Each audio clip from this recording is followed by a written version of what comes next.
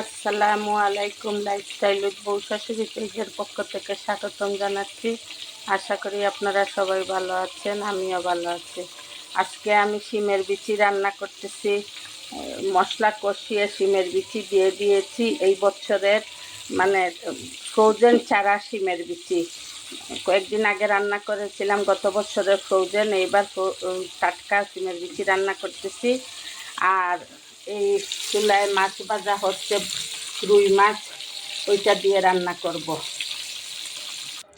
শিমের বিচি সিদ্ধ হয়ে গিয়েছে, এখন এই মাছগুলো আমি দিয়ে দেব। মাছ আমি দিয়ে দিয়েছি। এখন টমেটো কুচি ও কাঁচামরিচ 4-5টা মাঝখান থেকে চিড়ে দিয়ে দিলাম। শিমের বিচি রুই মাছ দিয়ে রান্না হয়ে গিয়েছে, এখন ধনিয়া পাতা দিয়ে নামিয়ে নিব।